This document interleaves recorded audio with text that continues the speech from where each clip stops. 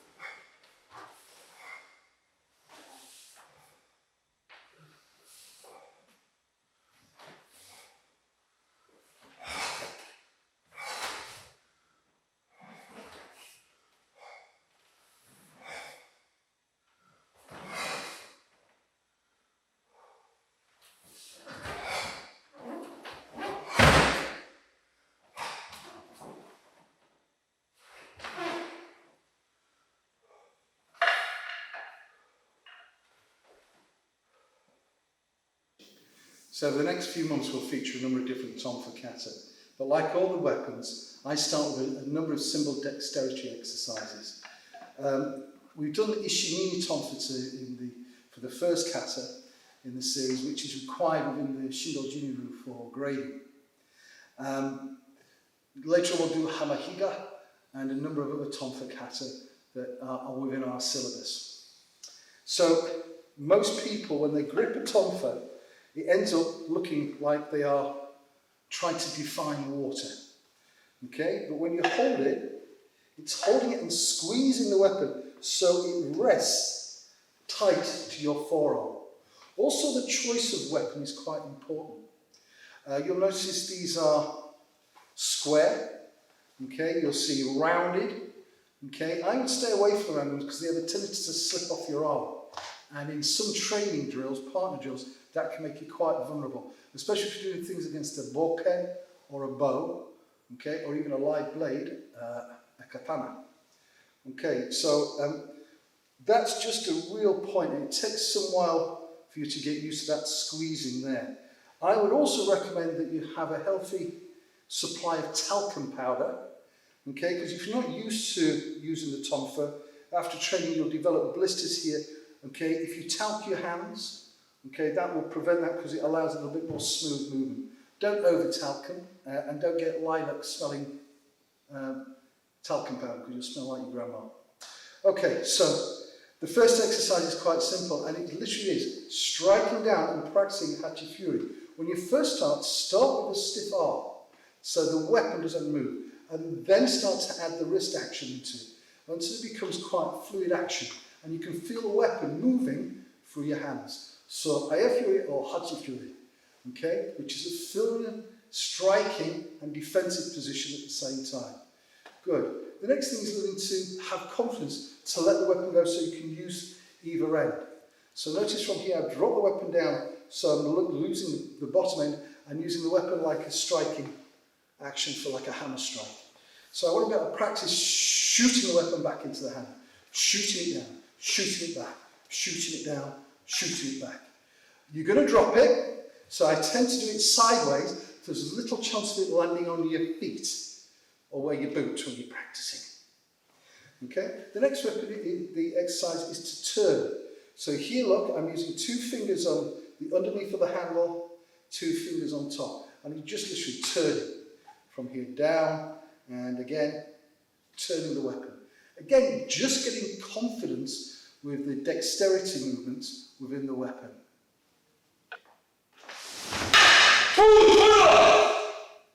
So from here, and again, normally we practice with a bow, today we're practicing with a bulkhead.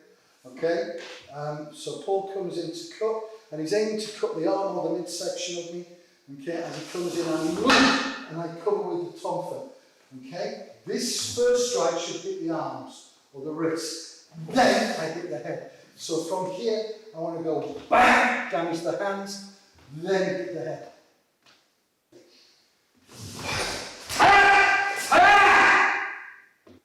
So again, this is attacks the lower limb. Paul thrusts the bow to me. The first thing is I take evasive action and cover, then push my foot, and then I land, punch to the neck, the throat. If you saw earlier, I got a lovely one in his eyeball.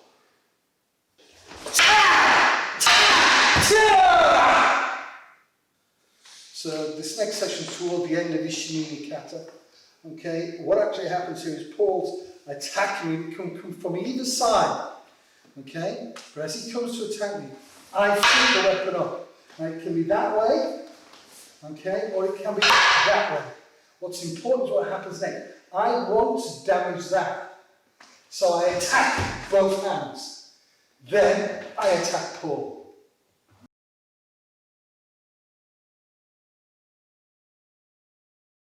So in Shindo Junior we practice about 4 Tonfa kata. Ishimine No Tonfa, and there are a number of variations of this form within our group, is the kata that's normally required for people attempting the 5th dan grade upwards. It's a nice kata, it's not particularly difficult to learn, and has some very nice, okay, evasive and strike and entry striking techniques within it. Again with Tonfa, it's a millstone handle for turning a millstone. Okinawans, it's a flat millstone often. You very rarely saw an upright millstone, but again, used to turn a mill. Okay, various different weights, I would imagine. The weapon itself, again, you'll see many different variations. The one thing I would recommend is that you invest in a really good pair, okay, that is actually properly, the handles are properly fitted.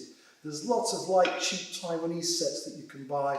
After a couple of sessions, they'll drop to pieces, the handles are coming loose.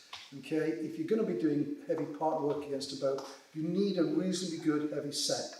Okay, this set came from Okinawa, it comes from the Shiredo business. Okay, but there are a number of very good manufacturers out there making really good quality, well-balanced tonfa, and you do need a good set if you're going to do a lot of work with them.